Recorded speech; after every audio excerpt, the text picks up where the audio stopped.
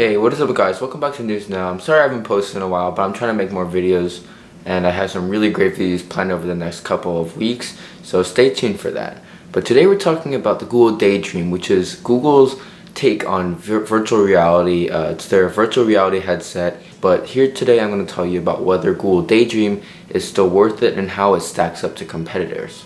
So first of all, Google Daydream is only $79, so this is not competing with anything, even like the Samsung Gear, Galaxy Gear or whatever they call it, or the HTC Vive or the Sony PlayStation VR. This is way out of that territory. This is more for the budget people who want something that's just a little bit more serious than the Google Cardboard. So with this product, you get a lot of cool experiences that you can't get with Google Cardboard. With Google Daydream, you can play games. With a motion-oriented controller, it's just one controller, not two like with the HTC Vive or the PlayStation VR, but it's one controller and you can just play a lot of games like it. It's a little bit more intuitive, and you can also watch movies like this that can be very immersive. You can also watch TV shows through something like Netflix or Hulu or HBO, and you can just consume a lot of apps that you normally consume on your phone or on your tablet on your face, pretty much. So pretty much it's sort of like a phone attached to your face, but it's sort of like legit VR, not the kind of gimmicky stuff you get with Google Cardboard, if you know what I mean. So you get these sort of experiences that are very, very immersive, and of course this only works with the Google Pixel phone that released last fall. So if you don't have that phone, you cannot really use Google Daydream at all. What you get in the box is the Daydream View headset, the Daydream View controller, the wrist strap that goes along with the controller so you don't accidentally drop it, and also a quick start guide. And also this material is much more comfortable than the typical cardboard you get with Google Cardboard. And this material is sort of like a stretchy fabric. It's like sort of like a dark gray stretchy fabric. It looks kind of more nice, I guess. It looks a little bit nicer, and it looks way cleaner and way more futuristic and much more comfortable. I've tried it personally. Very comfortable. It's very padded around the place where it contacts with your skin, so it shouldn't irritate your skin at all, and it should be very comfortable, very immersive, and overall very cheap. So would you get this? I certainly don't think that virtual reality is a necessity. Sort of like smartwatches at this point, in that it's just sort of like an accessory business, in that it's just another way to consume information or consume media or anything like that. Essentially, well, I currently own a smartwatch, and even though I said in a video last summer, if you've ever watched that video, I think it was called Daily Tech or something, I don't know, you can click on it right here, and also I'll leave a link in the description below, maybe, I don't know, but just click right here. Anyway, I mentioned that video, I didn't think that smartwatches were that important, and I didn't think I was going to get one, and that is partially true. I wasn't going to get one, but after I had a little issue with my old digital watch, I decided to go straight to the smartwatch, and this is a very simple smartwatch. I'll be making a video on this very soon. Essentially, it's sort of like a fitness tracker, and it just tells the time as well.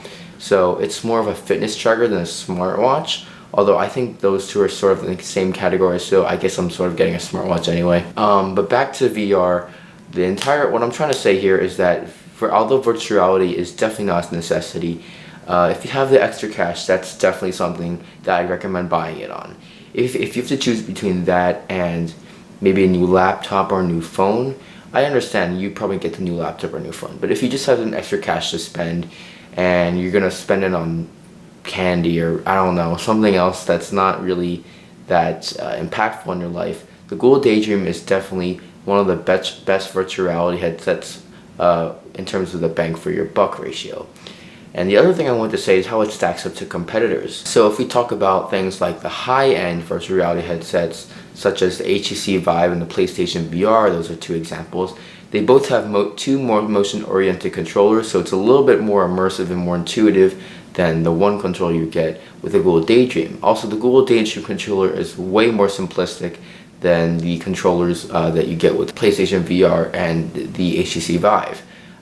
Those also are made more for gaming, And although the Daydream has gaming capabilities, it's not meant for hardcore gaming, the kind of gaming you do on a Sony PlayStation or, you know, another console or anything like that. These are meant for just simple light games that you might play on apps on your phone. Compared to the low-end virtual headsets, which I can pretty much only think of Google Cardboard and the Samsung Galaxy Gear, the Galaxy Gear retails for about $100, but doesn't have any motion-oriented controllers, meaning that you can't interact with your environment. You can just watch it and observe it, meaning that definitely I would get the Google Daydream over the Samsung Gear View.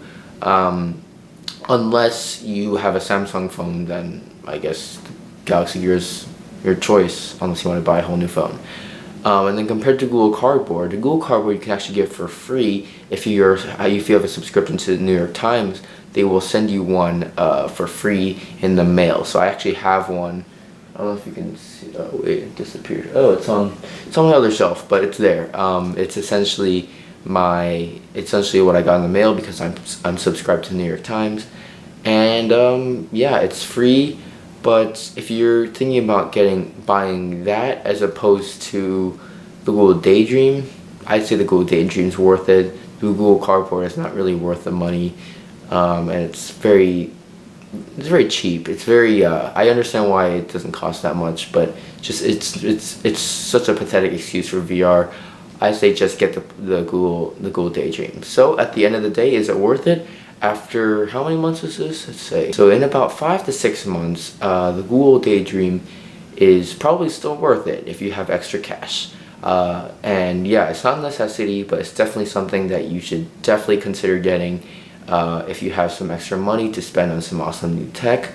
And yeah, that's pretty much it. If you want to watch some of my old videos, such as the best back to school technology and my daily tech videos, I'll leave them on the sides of my face somewhere here, and then subscribe is that way, I think, or maybe it's that way. I don't know. You just click stuff around here. There should be like little bubbles around my head. Yeah. So thanks for watching, and I'll see you in the next video.